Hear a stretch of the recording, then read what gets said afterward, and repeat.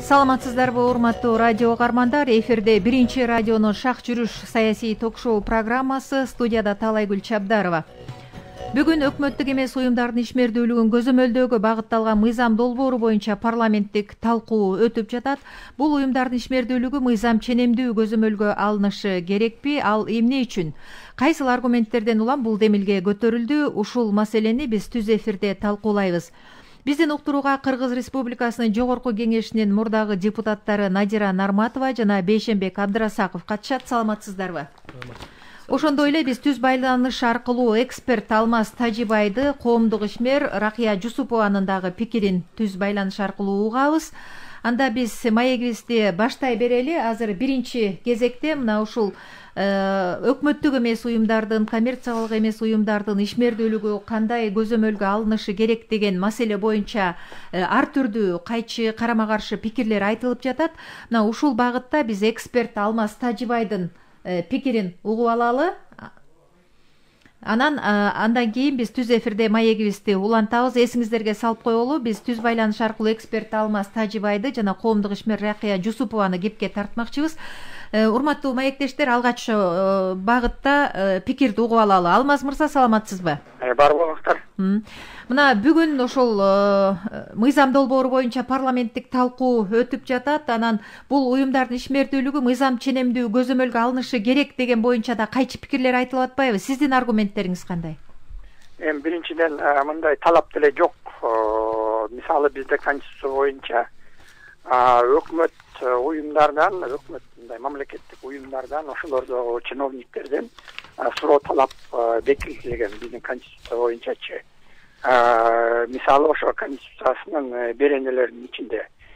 Анан 3-чү беренеси бар, 3-чү айтылган мамлекеттик органдар жана жергиликтүү бийликтер ачык айкын болуш керек, элдин астында мындай айтканда отчет бериш керек, анан жоопкерчилик болуш керек. Мындай жеке менчик, коммерциялык эмес бизнес компаниялар андай болбош керек, андай эме ачык айкын жок да талапчы биздин конституция боюнча. Ошон үчүн бул биринчи норманы бузулуп атат. Анан бизде 96-жылдык жарандык кодекс бар. Ошо жарандык кодексте купуя сырлар боюнча бар. Ошону да бузулуп атат. Эгерде бу жерде жана депутаттар киргизип аткан 17-чи статьяга коммерциялык эмес уюмдарга киргизип аткан өзгөртүүлөр бу жерде жазылып турат. Коммерциялык эмес уюмдар купуя сыр болбойт деп саналсын деп. Демек, ошол жерде жазылып жүрөт ошо өзгөрүүлөрдө. Коммерциялык эмес уюмдардын ичиндеги жумушчулардын же ошо чырымдарды, финансалык акча чырымдардын баарын мындай айтканда элдин астында ачык айкын жазылсын, кошумча жанагы министр юстициянын алдында кошумча маалымат берилсин деп. Алмаз мырза, демек сиз бул мыйзам долбоору болбосо деле бул мыйзамсыз деле көзөмөлдөнүп атат деп эсептейсизби? Бул мыйзамга карама каршы келип атат. Ошол эле жанагы айтып кеткен жарандык кодекс, анан конституцияда, конституцияда бизде 3-чү берене 16-чы статьяда жазылган. Баары мыйзамдын алдында тең, мыйзамдын жана соттун астынан тең болот. Ошол эле коммерциялык эмес. Бул мыйзамда карап атканда, мисалы 15 группага бөлүнөт, субъект болуп бөлүнөт коммерциялык эмес уюмдар. Ошонун 4-өсү эле жанагындай ачык айкын жарыяласын деп атат. Мисалы бу жерде профсоюздар жок, дин же болбосо саясий эмес, алар өз онда дагы бул дискриминация болуп атат. Рахмат, Алмаз мырза, сиз биз менен калып эфирде болуп туруңуз. Азыр биз мына студиядагы меймандардын дагы пикирин угалы. Надира айым, мына сиз жаңы эле ошол парламенттик талкуу өтүп жаткан жерден келдиңиз. Ар кандай пикир, ар түрдүү көз караш айтылып атат. Жогоруда Алмаз мырза дагы өзүнүн аргументтерин айтты. Сиз кандай дейсиз? Алмаз мырза менен биз бүгүн биринчи жолу талкуулап аткан жерибиз жок. Алмаз мырза менен биз көп жылдан бери ушул бейөкмөт уюмдар жөнүндө, мыйзамдын долбоорлору жөнүндө талкуулап келебиз.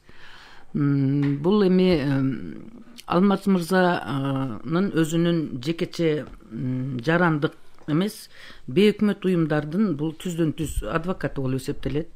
Анан бул киши дагы өзү ошол бейөкмөт уюмдардын өкүлү болуп эсептелет. Анан эми ким эле жанагындай жеп аткан тамагын алдыртып коюшсун. Ошон үчүн булар жекече өздөрүнүн жеке адамдык кызыкчылыгы үчүн жанталашып атат. Буларга мамлекеттин кызыкчылыгы биринчи орунга турбайт. Булардын өзүнүн жекече кызыкчылыгы биринчи орунга турат. Ошол мени аябай өкүндүрөт. Мына мисалы үчүн неменин дайыма мүмкүн эмес деп келет. А конституциянын негизинде эч кимдин укугу бул жерде тебеленип аткан жери жок. Тескерисинче сырттан каржыланган бейөкмөт уюмдардын айынан биздин эгемендүү кыргыз мамлекети талкаланып атат. Булар эмне үчүн буларга азыр бүгүнкү күндө темирдей тартипти көзөмөлдү жүргүзө турган мыйзамды кабыл алып туруп, укук коргоо органдарына, күч түзүмдөрүнө, ошол улуттук коопсуздук комитеттерине мыйзамды кабыл алып бериш керек жогорку кеңеш. Ошондо биздин мамлекеттин туруктуулугуна, эгемендүүлүгүнө, бүтүндүгүнө шек келтирбеген күчтөр жок болот. Экинчиден, биздин кыргыз мамлекети болгондон кийин кыргыз мамлекети үчүн кыргыз гана күйөт. Ошо кыргыз болуп туруп, кыргыздын душманы ичинен чыгып аткандыгы бүгүнкү күндө өкүндүрөт. Мына акыркы 2 жылдан бери булар ошол мыйзамыбыз менен көзөмөлдөгөнгө мүмкүнчүлүгүбүз болбогондугу үчүн көчөгө чыгып алышты булар. Турсасын илип, ич кийимин илип, көрүнгөн жазууду жазып, жылаңачтарды бастырып, каалаган күнү булар көп да количествосы. Буларга массовканын кереги жок. Бизде азыр 14 миңге жакын бейөкмөт уюм, 34 миңге жакын коомдук уюмдар болсо, ал коомдук уюмдардын ичине баары кирет. Диний агымдар да кирет, диний уюмдар да кирет, секталар да кирет, кайрымдуулук фонддор кирет, жана аксакалдардын коому, жаштардын коому, кыскасы, анан бейөкмөт уюмдар баардыгы биригип туруп 34 миңге жакын болуп атат. Юстиция министрлигине өткөндөр. Ошонун ичинен биз бөлүшүбүз керек. Мен азыр эле мыйзамдын долбоорун чыгарганда айтып келдим. Силер баардыгын бирдей карабагыла. Сырттан каржыланган бейөкмөт уюмдарды өзүнчө бөлүп жазганда. Анан иштен каржыланган бейөкмөт уюмдар да бар бизде. Мисалы үчүн кайрымдуулук иштерди жүргүзүп, жеке ишкерлер өздөрүнүн каражаттарын бөлүп элге жардам берип атат. А биз ошондо Кудайга шүгүр, мына биз пандемия менен күрөшүүдө билдик. Өзүбүздүн эле жарандарыбыз Кудайга шүгүр элибизди жөн эле багып алганга кудурети жетет экен. Бир ошон 3/4 эле жардам берди. Эгерде бардыгы жардам бере турган болсо, кыргызды мамлекеттин ичиндеги 6 миллион кыргызды өзүбүздүн эле баш көтөргөн тыңчыңба жигиттерибиз багып алат экен. Себеби биз булардан ошо садака алып, бейөкмөт уюмдар бизге алып келбей эле койсун. Ошо 28 жылдан бери алып келип аткан миллиарддаган долларларды каяка кетти? Эгерде ушулардын алып келип аткан каражаттары биздин кыргыз мамлекетинин элге пайдасы тийип аткан болсо, кана спиттин жоголгону, кана укуктун сакталганы, кана ошол жанагы үй бүлөдөгү зордук зомбулуктун азайып кеткени. Тескерисинче, ошол булар бизди батыштын тарбиясыны сиңдирип, өзүбүздүн улуттук менталитеттеги баалуулуктарыбыздын, нарк населибиздин баардыгын бузушту. Сары шляпаны кийип алып башында туруп алат, жана бир апичебиз бар, баардыгын коргоп туруп. Ошон үчүн биз азыр бул жерде кыргыз мамлекетинин бүтүндүгү үчүн күрөшүшүбүз керек. Кыргыз мамлекетинин улуттук баалуулуктарын сактап калыш үчүн күрөшүшүбүз керек. 5-6 адамдын демилгесин көтөрбөй. Буларда саны көп.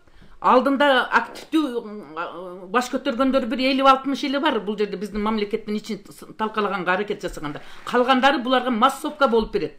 Митинг өткөргөндө, тегерек стол өткөргөндө, түрдүү акцияларды өткөргөндө булар кыргыздын карапайым элин чогултуп отурбайт. Өзүңөр карап атпайсыңарбы? Бир ошол жерде карапайым катарда митингиге келип атабы? Акцияларды көтөрүп турган жерде бир карапайым элдин адамы катышып атабы? Же саясатчылар катышып атабы? Же баш көтөргөн жетекчи катышып атабы? Же болсо катардагы мамлекеттик кызматкер, же болсо үйдө отурган карапайым кыргыздын жараны отуруп атабы?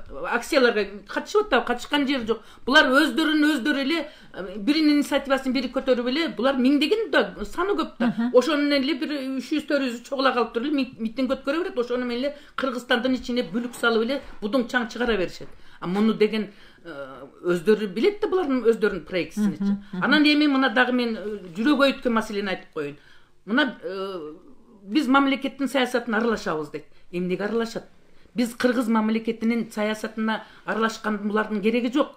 Эгерде кыргыз мамлекетине жардам бергиси келсе, мейли жардам берсин, социалдык жактан колдоо көрсөтсүн, экономикалык жактан колдоо көрсөтсүн, артта калган биз мындай бир муктаж болгон жерлерибизге жардам берсин. Анда биз алар жок дебейбиз. Биз аларды жок деп атабызбы? Эмне үчүн булар биздин кыргыз мамлекетинде чыгып аткан мыйзамдарга аралашат?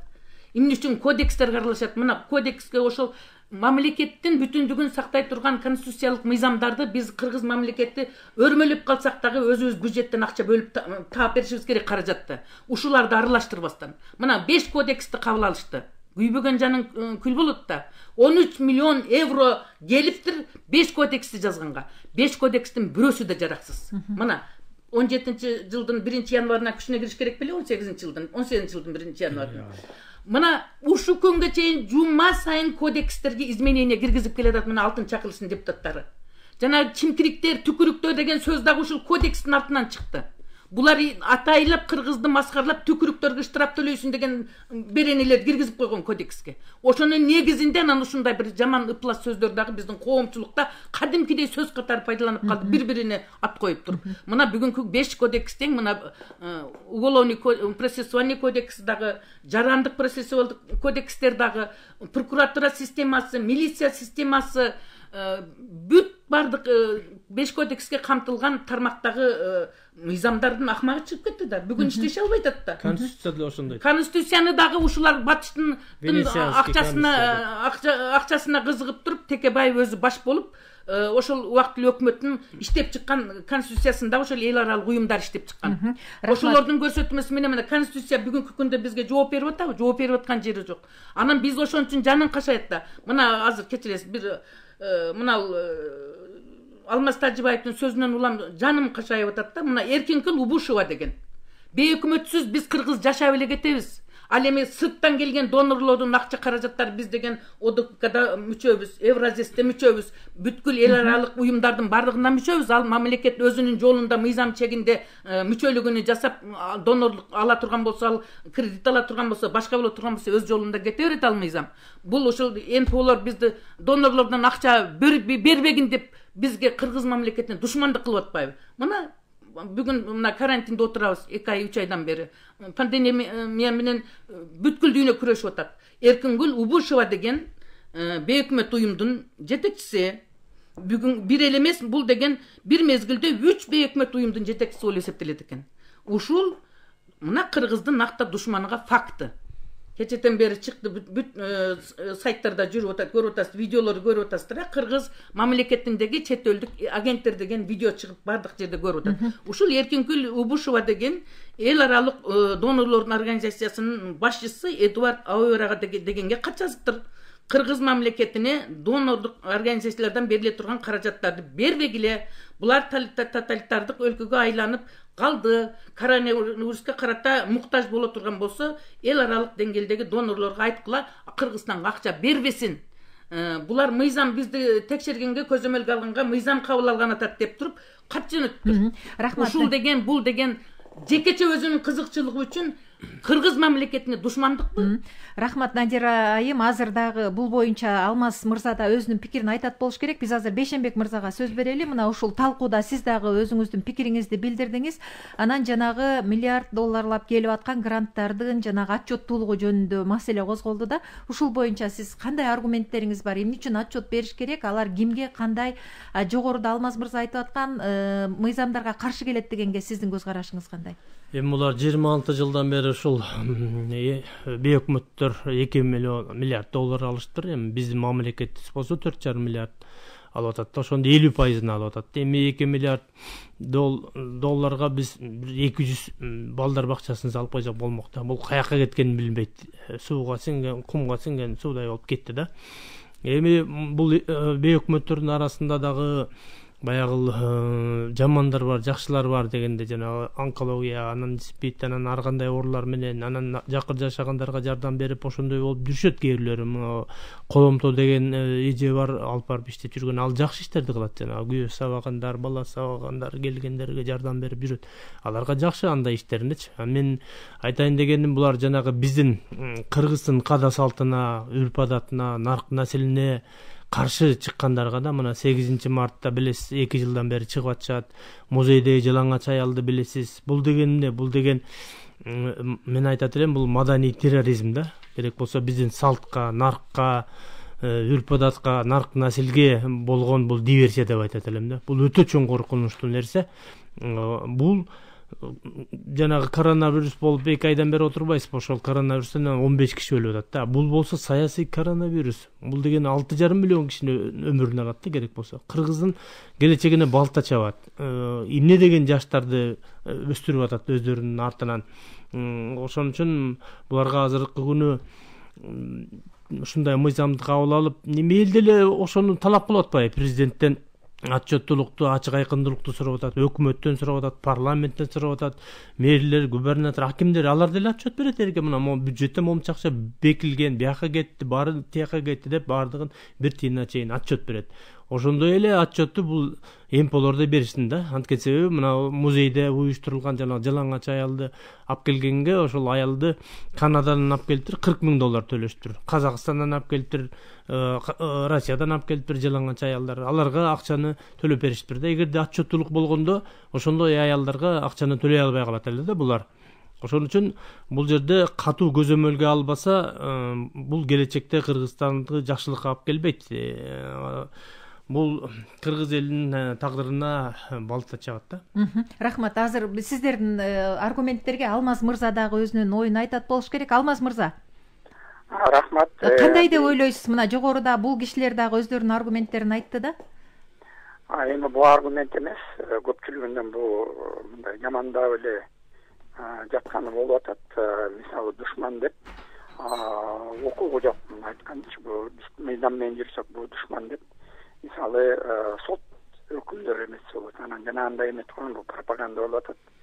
Жөн эле силердин радионуңарда аберин кетирип атат. Бул эки тараптуу пикир болсун деп атабыз да. Бул жакты сизди дагы, бул жакты дагы. Эки каршы мындай мыйзам жөнүндө эле сүйлөшөлүчү. Айтыңыз. Мындай душман кылып элдин астына мисалы, мен адвокат кеммин депчи, эгерде анан биз кыргыз нацисттерби, жалаң кыргыз дегенде биз көп мындай айтканда улуттук өлкө ошолорду сактасаңар мындай.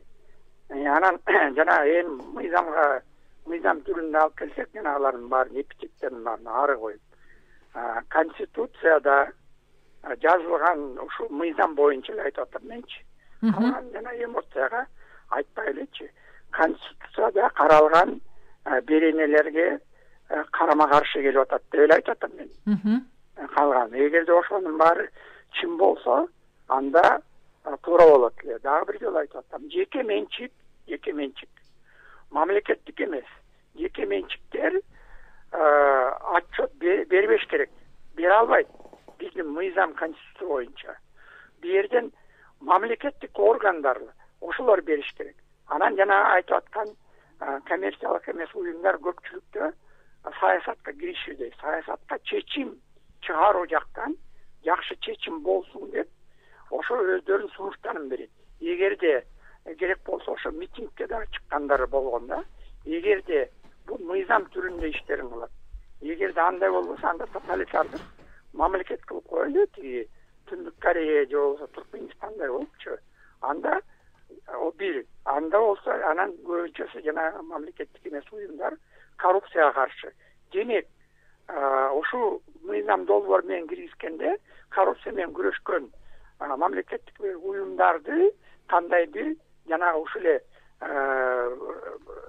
мындай жалака келтирип эметкенин баары бул тоталитардык же авторитардык режимди, ошондой бийликти колдоп атат. Музей жөнүндө айтканда, бул биз деле мындай ойлор ар кандай, бирок ошону улуттук музейдин, то есть мындай айтканда, мамлекет өзү рухсат берип алып, анан карама каршы чыкканда, эмне үчүн анда ошо министр жумушунан айдалган жок, жаш Азамат деген мырза, же болбосо өкмөт ошого жооп берген жок, жооп бербейт. Конституцияда жазылган жана беренелерде ошо жоопкерчилик бар. Жеке менчиликте жоопкерчилик жок. Демек, жана могу киргизип аткан бул дискриминация болуп саналат. Ошо жөнүндө эле, ошо жөнүндө талкаласак, анан калган ушактардын баарын орозо күндөрү бирөөнү жамандап бул чоң күнөө бул. Алмаз мырза, кыскасы ошол бейөкмөт уюмдар ошол жанагындай отчеттуу болуш керек дегенге сиз кошулбайсыз демек, Мен кошулам. Анткени менен бейөкмөт уюмдар 3 отчет берет.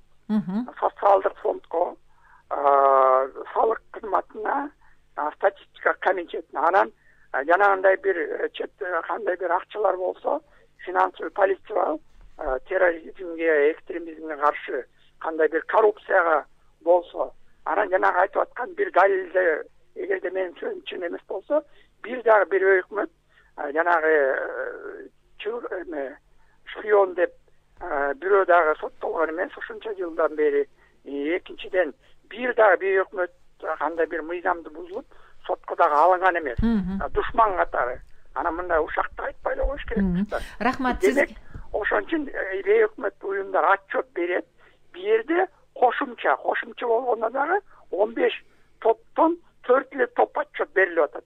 Бул миңдеген уюмдар көбүнчөсү социалдык жактагы уюмдар ошо отчет берет. Ошон үчүн биз каршыбыз. Рахмат. Эч бир эл душман эмеспиз. Рахмат Алмаз мырза. Коррупцияга каршы күрөшүп аткан, адам укугун жактап аткандардын баарын ошолор үчүн жамандаган да туура эмес. Анткени алар эл үчүн бушуп атат. Ошондой эле норматив айымдай эле патриоттор. Рахмат сизге. Азыр биз дагы бир аз убакыттан кийин Ракия Жусупованын дагы пикирин угабыз. Биз менен байланышта эксперт Алмаз Тажибай болду. Сизге ыраазычылык уланта берели. Надир айым, жанагы бир канча бир 2-3 мамлекеттик түзүмдү санап атпай ошого отчет берип атат депчи, бул жетишсиз болгондугу үчүн ушундай демилге чыктыбы? Туура айтасыз. Мен жанагы Алмаз Тажибаев мырзанын сүйлөгөн сөзү бул азыр тескерисинче биз туура айткан ойду тескерисинче бурмалап, коомчулукта туура эмес пикир жаратканга аракет кылып атат да. Мен айтып атам, кыргыз элинин улуттук каада салтын тебелеп, кыргыздын мамлекеттин ички саясатын аралашып, анан кийин биздин кыргыз мамлекети көп улуттуу мамлекет. Өзүңөр билесиңер, 80ден ашык улуттардын өкүлдөрү жашайт. Ошолордун арасында улуттук азчылыктар деп туруп, биздин конституцияда Кыргызстандын жараны катары бардыгынын укугу бирдей. Туурабы? Улутуна карабай, ким экендигине карабастан бардыгыбыздын укугубуз бирдей. Бирок ушул бейөкмөт уюмдардын тескерисинче улут аралык ынтымактуулукту бириктиргендин ордуна кыргыз элини бөчөкөй кылып көрсөтүп туруп, улуттук азчылыктарды өзгөчө кылып көрсөтүп, өзгөчө мамиле жасап, анан кийин ошолордон кичине кыргыз менен кыргыз деле кошуна урушуп кетет да. Ага карабастан булар ошол бир башка улуттун өкүлү болсо эле кыргызды жаман көрсөтүп, ушуларга кордук көрсөтүп атат, ушулар кысым көрсөтүп атат деген тескери пикирлерди жаратып келип атат да. Мен ошон үчүн айтып атпаймынбы? Бизге андайдын кереги жок. Бизде дагы бекерден укук коргоо органдары эмне жүрөт? Бизди көзөмөлдөй турган, тартипке келтире турган улуттук коопсуздук комитеттери бар. Сөзсүз түрдө бизде айылдык өкмөттөр, айыл башчылар, айылдык активисттер эмнеге жүрүп атат? Эми булар чет мамлекеттен каржыны алып алат экен дагы, ошол каржысына таянып токоштуу бала сүйгүнчүк болуп туруп, ошол 10 сомдон 3 сомуну ошол жер-жердеги бейбечерага бермиш болуп, мукурап калган бирөөгө жардам бермиш болуп туруп, анан 77 сомун өзү чөнтөккө салып туруп, анан кийин көрүнгөн тренинг өткөрөм, көрүнгөн тегерек стол өткөрдүк, башка кылдык деп туруп, анан кийин булар акчасын адалдап, ошо гостиница болобу, башка жактар менен иш чараларды өткөрдүк деп туруп, анан коррупциялык схеманын жеткен чордону ошол жерде. Эмне үчүн эч ким жооп бере албай атат 28 жылдан бери? Себеби биздин мыйзамдын күчү жетпейт ага. Мына улуттук коопсуздук кеңешинин биринчи орун басары эле бүгүнкү күндөгү төрага болуп калган киши ким эле, фамилиясы эме? Опумов деген. Ошол өзү жогорку кеңештин бийик трибунасында айтпадыбы? Биздин колубузда мыйзам жок. Мына мыйзамды кабыл алып берип койгула бизге. Ушул мыйзамды кабыл алып берип койсоңор, анан бизге көзөмөл жүргүзгөнгө мыйзамды убакыбыз болот. Азыр биз аларды эмне жүрөсүң деп айтканга да күчүбүз жетпейт, мыйзам жол бербейт деп айтып атат. Ошондуктан бүгүнкү күнү ким өзүнүн жеп аткан тамагынан ажырап калгысы келсин. Алмаз мырза баш болуп, калган жанагы активдүү 50-60 бейөкмөт уюмдардын алдыңкы сабында туруп демилгечи болуп, бүт бардык нерсени уюштуруп аткандар, аркадагылар массовка болуп берип аткандар бардыгы ошол алдында кыйкыргандын сөзүн эп кыла берет да. А биз реалдуу кыйкырсак дагы, жаныбыз атышып, күйүп пишип атсак дагы, элдин арасындагы реалдуу жашоодогу болуп аткан фактыларга таянып туруп айтып атабыз. Мен эмне үчүн кыргыз мамлекетинин жооп бере турган түпкүлүктүү калк кыргыз жооп берет бардык нерсеге.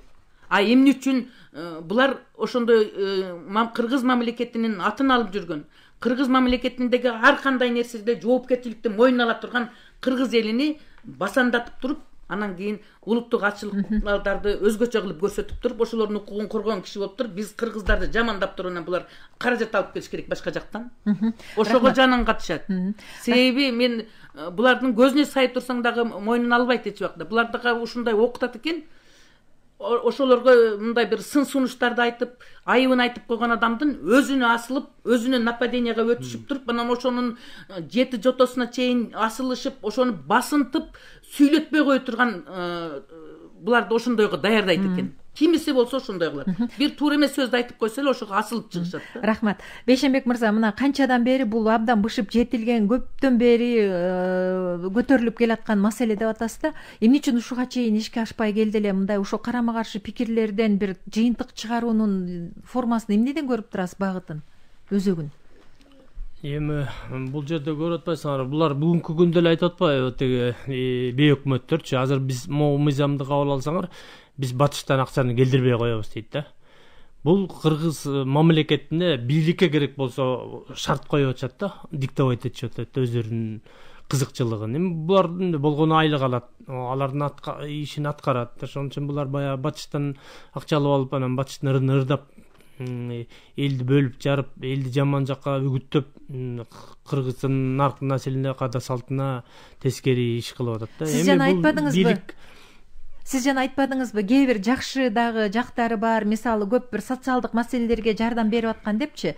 Демек, ошондой кылып бир мамлекет менен эри шаркка кызматташса болот беле? Албетте болот. Биз көп жакшы бейөкмөттөр бар, жана коломтону айттык го, тиги Рызкулова эже жакшы эле иштеп жүрбөйбү? Ага элдин баары эле ыраазы, баарыбыз эле рахматтыбызды айтып атабыз.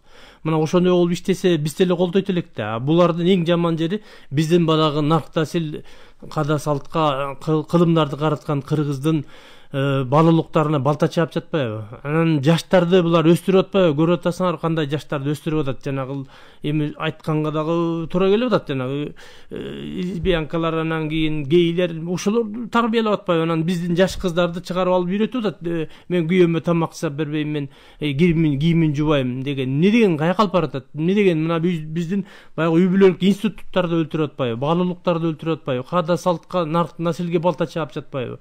Ошон үчүн буларды акча жагынан текшерсек, мындай ишти кыла албай калат дагы, жанагындай жакшы иштерди кыла берет. Аларга кылганга сөз жок, кыла берсин. Рахмат. Надир эже, сиз кошумчалаган. Мен ушул суроого кошумча кылып коеюнчу. Эмне үчүн бул мыйзам кабыл алынбай жүрдү?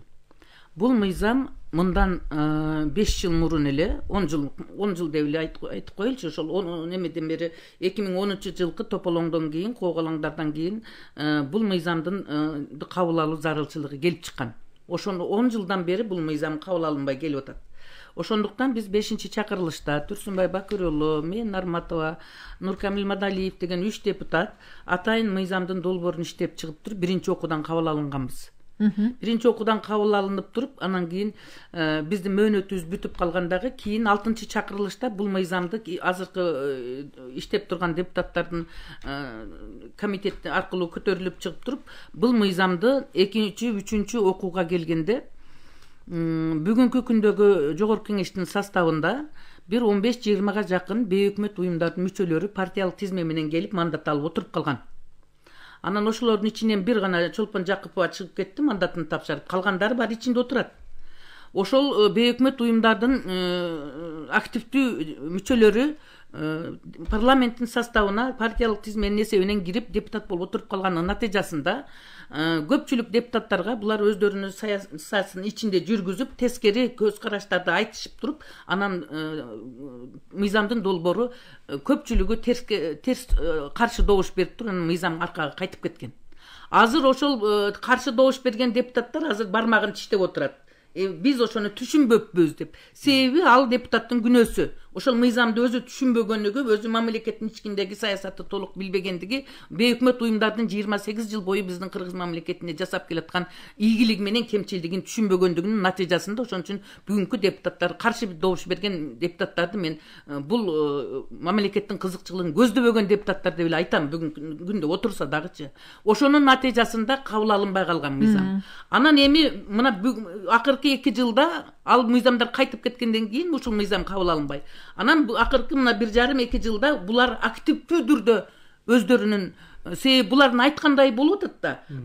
Бийликке басым көрсөтүп атат, жогорку кеңешке басым көрсөтүп атат, өкмөткө басым көрсөтүп атат. Булардын айткан деген бакырып эле 20-30, 50, 100 чогулуп алып туруп эле митинг өткөрө калса эле, булар мага асылат экен, бейөкмөт уюмдар тынчыраак отурайын деп эле бардыгы унчукпай булардын айтканын жасай берип, азыр аз бир топ Кыргыз мамлекетиндеги эгемендүү мамлекеттин ичинде бийликти башкарып атат.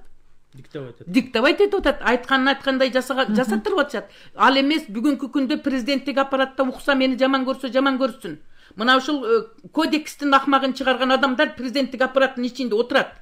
Түрдүү кызматтерде эксперт болуп отурушат. Бүгүнкү күнгө чейин отурушат. Конституцияны кабыл алдыргандар дагы отурушат бүгүнкү күндө. Себеби биз эмне үчүн өзүбүздүн мамлекеттин ичинде таза адамдарды, Кыргызга берилген адамдардын айтканын жасабастан, анан зордук зомбулук менен кыйкырып өкүргөндөрдүн үнүнөн коркуп калышыбыз керек. Бүгүнкү күндө мыйзамды сөзсүз түрдө бүгүнкү парламенттин депутаттары кабыл алып коюп туруп, анан кетиш керек. Кетчегин кабыл алыпчы. Ушул чакырылыш болбосо биздин мамлекеттин ичиндеги башаламандык боло берет. Бул мыйзамдын кабыл алышы менен бейөкмөт уюмдардын ишине тыюу салат дегендикке жатпайт. Биз элге, карапайым элге туура түшүндүрүшүбүз керек. 10.000 болобу, 15.000 болобу иштеше берсин. Иштесин биздин мамлекеттин өсүп-өнүгүшүнө, социалдык муктаждар канааттандырганга, адамдардын укугун мыйзамдуу түрдө коргогонго, элдерге тууру тарбия бергенге, биздин мамлекеттин өзүбүздүн ички менталитетибизди сактаганга, нарк населибиздин өсүп-өнүгүшүнө багытталган иштерди жасай берсин. Аларга биз туй салбайбыз. Булар биздин мыйзам менен, булар иретке келет, тартипке келет. Ким биздин элдин өсүп-өнүгүшүнө кызыктар? Ким ичинен чиритип, батыштын саясатын Кыргыз мамлекетинин ичине сиңирип, жаштарыбызды бузуп, элдин арасына бүлүк салып, мамлекеттин башкаруу системасына кийлигишип, өздөрүнүн бийлигин жүргүзгүсү келет экен. Мына ошондуктан мына Америка тынбай туруп бизге көрсөтмө берет. Ага тийишпе, буга тийишпе, аны антпе, буга мынтпегин депчи. Биздин эгемендүү мамлекеттин ички саясатына сырткы мамлекеттердин кийлишкенге кандай кызы бар? Мына ушул ичинде биздин өзүбүздүн ичибизде жүргөн бейөкмөт уюмдардагы өкүлдөрү, агенттер аркылуу туруп бизге таасир берип атат. Мына Алмаз Сажыбаев капа болуп атат, бизди душман деди деп. Мындай аракеттерин токтотпосо Кыргыздын душманы болбой кимиси болот? Рахмат. Мына азыр биз менен байланышта коомдук ишмер Ракия Жусупова бар. Ракия айымдагы кийинки кездерде ошол өкмөттүк эмес уюмдар менен иштешип жүрөт. Бул кишинин да пикирин угалы. Ракия айым, саламатсызбы? Саламатсызбы. Мен ошо эр айым аялдар коомдук кызматынын жетекчиси болом. Ооба. Чындыгында бүгүнкү күндө ушул талкуу өкмөттүк эмес уюмдарга тууралуу алынган мыйзам учурунда алынбай атат. Себеби өлкөбүздө COVID-19 апаты келип, баардык эл деген азыр деген аябай кыйналып турган чакта депутаттардын ушуну көтөргөнү мага жаккан жок да. Эми карантин тиги болуп, анан кийин тиги карантин бүткөндөн кийин деле көтөрсө, баардык өкмөттүк эмес уюмдар катышса жакшы болмок. Чын-чынында келгенде азыркы заманда 3 сектор иштеп атат. Мамлекеттик сектор, бизнес сектор, жарандык сектор. 3 сектор аябай ынтымакта, биримдикте иштесе, мамлекетти жөнүндө көтөрүп кетебиз. Мисалы үчүн бир эле өкмөттүк эмес уюмдар грант алып аткан жок, мамлекет да грант алып атат, чет өлкөлүк уюмдарданчы. биз сыяктуу эле ошо мамлекет өзүнүн программасын ишин ашырыш үчүн чет өлкөгө таянып, чет өлкөлүктөр менен мамиле жасап, ошо чет өлкөлүк уюмдардан гранттарды алып келип, ошо немелерди алып келип, анан кийин программанын ишин ашырып атат. Биз дагы ошондой уюмдарданбыз. Мисалы үчүн, ошо мамлекеттик программаларды ишин ашырууга жардам берип келе жаткан уюмдарданбыз. Анан азыркы ала турган мыйзам кайталанып калган мыйзам болуп атат да. Мисалы үчүн биз өкмөттүк эмес уюм катары салыкка ай сайын отчет беребиз. Соцфондко ай сайын отчет беребиз. Мисалы үчүн шаардык статистикалык комитетке ай сайын отчет беребиз. Бир жылда 2 жолу ошо шаардык статистикалык комитетке отчет беребиз. Ошондо ушул мисалы үчүн ар бир 6 айда канча акча түштү, каяктан түштү, эмнеге жумшалып атат, кандай ишмердүүлүккө жумшалып атат, канча кызматкер иштеп атат, канча кызматкер айлык алып атат.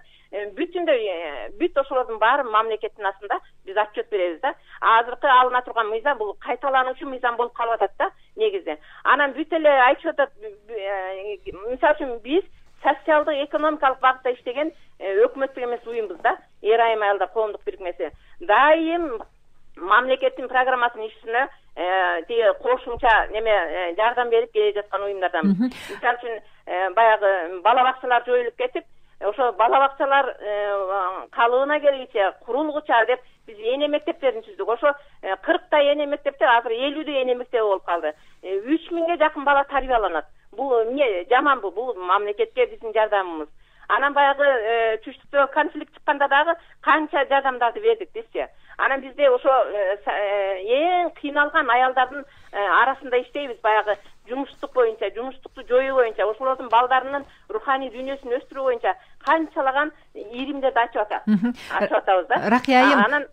Ракия айым, сиз башында бул эгемендүүлүк жылдарда ошо мамлекеттин бүтүндүгү, улуттук бир каада салт, улуттук бир өзгөчөлүктөр деп жүргөндөрдүн алдыңкы катарында болчусуз да. Анан жогоруда Бейшенбек мырза айтып кетпедиби, жана биздин маданиятка, улуттук маданиятка, элибиздин маданиятына бир башкача бир таасир этип атышат деген сөздү айтты. Сиз ага кошуласызбы? Мисалы, ошол Бейшенбек мырзанын аргументтерине кандай? Бейшенбек мени жакшы тааныйт. Себеби мыначы кыргыз деп атпайбызбы? Ошол эле Ашар деген уюм чыкты. Бул дагы Кыргызстанда биринчи өкмөттүк эмес уюм. Канчалаган жаштарды үй маселесин чечти. Ошол эле Ашар кыргыз тилин көтөрүп чыккан биринчи Ашар уюму болгон. Ошо 1916-жылкы үркүндү көтөрүп чыккан Ашар болгон. 12 күндүк жөө жүрүш жашаганбыз. Ошо Ашардан келип чыкканбыз, Ирайымчы. Ошо кыргыз деп büyөгөн жаштар Ашарга топтолгонбуз. Ошонун ичинде Бейшен дагы бар. Мына Бейшен угуп турсаң, уккун мынакей. Биз ошону бүт көтөрүп чыкпадык беле. Азыр мына Надира Нарматова айтып атат, кыргыз өзүнө неме түтүш керек деп. Биз эң алгачкылардан болуп 89-жылы ошо үйсүздүк маселесин чечкенбиз, тарыхка салымыбызды кошуп 16-жылкыны көтөрүп чыкканбыз. Кыргыз тили мамлекеттик тил болсун деп биз ошо Ашардын балдары. Ракия айым, жанагы азыркы учурдагы жана маданияттагы уюмдагы, менин уюмумдагы бүтүндөй ошо кызматкерлер да кыргыз деп неме жүрөгүн соккон, ошо жүрөгүн койгон адамдар. Мынакей Бейшенбек өзү келген, эже мына 16-жылкыга бүтүндөй үй курушчулар деген эстелик тургузган атабыз, уруксат бересиздерби? Сиздер биринчи таш Ракия айым, биз азыркы маселе жөнүндө сөз кылсак да, мисалы жана Бейшенбек мырза айтып атат, музейдеги көрүнүштү айтты, жанагы музей, улуттук музейде өткөн иш-чараны айтып атат, жана ушулар боюнча пикириңиз кандай? Эми баардыгы эле өкмөттүк эмес уюмдар ошондой эмес да. Бизде мына айтылып атат, тиги канчалаган өкмөттүк эмес уюмдар мамлекеттин программасынын ишин ашышына чоң эле жардам берип келе жатат да. Ошол жана капкара эмес да. Эми аларга мен мисалы үчүн ошол жардам берип аткандарды, анан жардам бербей жаткандар дейбизби, же кандай? Мына сиздерде эки ача пикир пайда болду да, ошол бейөкмөт уюмдардын баардыгын эле жаман дебеш керек, жакшы деп. Ошону кантип айырмалашыбыз керек да? Эми ошону деген тиги айырмалаш үчүн чын эле ушул мыйзам керектир. Ишмердүүлүгүн караса элечи, мисалы үчүн биздин сайтты караса эле, сайтта кандай иш жүргүзүп жатканыбыз көрүнүп эле. Ишмердүүлүктөн көрүнөт деп атасыз, ишмердүүлүктөн. Ишмердүүлүк үчүн аны караш үчүн мыйзам керек эмеспи? Эми биз деген муну мамлекеттин астында отчет берсин, канча каражат келди, канча неме кылды, бүт отчет берип атпайбызбы? Бул кайталанган отчет болуп атпайбы? Бул ишмердүүлүк жөнүндө берилет, ошо статистикага беребиз биз. кандай багыттагы ишмердүүлүктү жүргүзүп атабыз, беребиз да. Рахмат, Ракия айым, биз менен байланышты үзбөй туруңуз. Азыр Надира айым сизге сөз берели. Мен тиги Ракия айымдын айткан сөзүнүн мен көпчүлүгүнө кошулам. Себеби мен жана сөздүн башында айтпадымбы? Биздин бул бейөкмөт уюмдар дегенди өзүн бөлүш керек деп айтпадым. Бейөкмөт уюмдар айырмалаш керек. Ичтен каржыланган, сырттан каржыланган. Ошондо анан кийин биздин жанагы сырттан каржыланган бейөкмөт уюмдарды баса көрсөткөнүбүздө алардын көзөмөлүнөн анан келип чыгат жанагы диний агымдарга сырттан келип аткан каражаттар, диний секталарга келип аткан каражаттар. Ошол биздин Кыргыздын улуттук идеологиясына таасир берип атпайбы? Азыр бизде бош калган улуттук идеологиябыз жок. Ошо улуттук идеологиябызды мына эгемендүүлүктү алганыбызга 30 жылга жакын убакыт болгон болсо, биздин улуттук идеологиябыз ушул мезгилге чейин жок. Бош калган вакуумду ошол диний агымдар, диний секталар, анан мына ушул бейөкмөт уюмдар ээлеп алды дагы биздин азыр биздин улуттук идеологиябыздын ордунда башаламан анархия болуп, ар кимиз ар нерсени ойлоп, көрүнгөн жакка бир диний уюмдар өзүнчө тартат, түрдүү саясатын жүргүзүп, НПОлор өзүнчө тартат, биз кыргыз элек деп бизге окшогондор биз бир жакка тартабыз, ушундай болуп туруп анан башаламандык орун алып атат. Азыр бул Ракия айымдын айткан сөзүндө чындыгы бар. Бул иштен каржыланган активдүү коомдук уюмдар бар. Кыргыз мамлекетинин өнүгүшүнө салымын кошуп аткан, ошолордун программаларын иш жүзүнө ашырганга элдин арасында кабарын жеткирип, жанталашып күйгүзгөн патриот, мекенчил адамдарыбыз толтура. Бул жерде жүрөгү өткөн маселе коомдук уюмдар болуп, бүт бардыгы бир жерден каттоодон өтүп атпайбы? Юстиция министрлигинен. Ошонун ичинен сырттан каржылангандарды өзүнчө бөлүш керек. Сырттан каржылангандардын ичинде дагы мен жана айтпадымбы? Бир 50-60 өтө активдүү. Мүмкүн ага жетпестир. Калгандары өзүнүн жана майда чүйдө долбоорлор менен жумушун жасап жүрө берет, бирок бардыгы сырттан каржыланган болуп эсептелет дагы, аларга массовка болуп берет да, жанагындай акцияларды уюштурушкандачы. Ошондон биздин жанагы алдында активдүү бол, азыр бардыгы эле буну тыюу салган эч ким жок. Иштегенге бейөкмөт уюмдарга иштегенге тыюу салган эч ким жок. Иштей берсин, пайда келтирсин, иштесин. Жанагындай туура эмес пикирлерди жаратып, биздин мамлекеттин бүтүндүгүнө, эгемендүүлүгүнө шек келтирбесин. Бизде чыгып аткан мыйзамдарга жанагындай каржыламыш болуп туруп, кичине акча каражатын салып, мыйзамдарга да каржылап, тегереги стол өткөрмүш болуп, башка болуп туруп, алар өздөрүнүн ички көз карашыны бу мыйзамдарга сиңдирип туруп, биздин мамлекетти талкалай турган мыйзамдарды даярдап коюп атышат. Бирдеке да айтат, биз мыйзамыңдын чыгарышына биз демөөрчү болуп бердик го, спонсор болуп бердик го дейт. Биз сени дейт бир жакка алып барып келдик го дейт. Ушинтип булар бийликти башкарып, бийликке диктовать этип атат. Өзүнүн ультиматумун коюп атат. Сен мындай кылбасаң, биз донордон акчаны бербей коебуз деп. А донорлордун дагы башы бар. Эл аралык уюмдардын дагы башы бар. Мамлекет өзүнүн жолунда иштеп атат. Ошолор эл аралык уюмдар менен, донорлор менен биргелешип, себеби ар бир акчасын ачыктык менен бюджеттен өтөт, каяка жумшап атат, жогорку кеңештен ратификация болот, бардыгын бюджетке киргизип, анан аны кайра мыйзам түрүндө кабыл алат. Болгон нерсени канча карыз алат, канча грант алат, бүт бардыгы так болуп атат. А эмне үчүн бейөкмөт уюмдар сырттан алган каражаттарыны ошондой кылып туруп, ачыктык, тактыкты өздөрү талап кылып аткандай кылып туруп, ачык айтканга болбосун? Эмне үчүн алар кайсыл келген, мисалы үчүн $1 миллион акча келген болсо, мисалга, $1 миллион акчанын $1 чейин кайсы жерге жумшагандыгын эмне үчүн ачык айтканга, көзөмөлдөгөнгө мүмкүнчүлүк бербейт? Аудиттор текшерсин, башка текшерсин, мыйзамга дал келбесе, дал келтире турган жогорку кеңеш бар. Мыйзамды ар кандай жолго дал келтирсе болот. Бирок буларды бир көзөмөлдөгөнгө биздин мамлекеттин ичинде азыр мыйзам алсыз, күчсүз болуп атат. Ажылдай беришет да. Бешенбек мырза, ичтен каржыланган, анан сырттан каржыланган деп иреттеп алышыбыз керек деген пикир болуп атат да. Анан сиздер экөөңүздөр тең ошол депутат болгонсуздар, мыйзам чыгаруу менен алектенгенсиздер. Ушул экени мындай иретке келтирип алуунун реалдуу механизмин эмнеден көрүп турасыздар? Мына мыйзамды кабыл алса эле бардыгы иретке келет. Ошондо бардыгы эле отчет берип калат убагында. Жанагындай тескери иштерге акчаны булар корото албай калат да. Булагы максаттуу пайдалануу деп коет, акчаны кайсы багытка жиберсе ошол жака колдонулат да. Анан жанагындай эл бузган жака колдоно албай калышат. Булар жылаңач аялды чыгарганга, көчөгө жанагындай гейлерди чыгарганга, лесбиянкаларды чыгарганга булар акчаны корото албай калат. Ошон үчүн буларды көзөмөлдү катуу кылыш керек. Эгерде ооба туура адам укугу дейбиз, адам укугу да керек, андан сөз жок. Эми бул бир жалаңач аял экиге бир эмегин укугуна караганда 6,5 миллион адамдын кыргыз элинин укугу бийик турат да, мисалы үчүнчү. Эми булардын баардыгын сорттош керек да, баардыгын жаман деген болбойт. Мына Ракыя айтып атат, жакшы иштерди кылып атат. Эжелерге, энелерге биздин жакын коңшулар да көп жакшы жардам берет. Рахмат, ал иштерине ал сөз жок аларга. Бизге бир гана нерсе, жанагы кыргыздын када салтына, үрп адатына, населине балта чапканда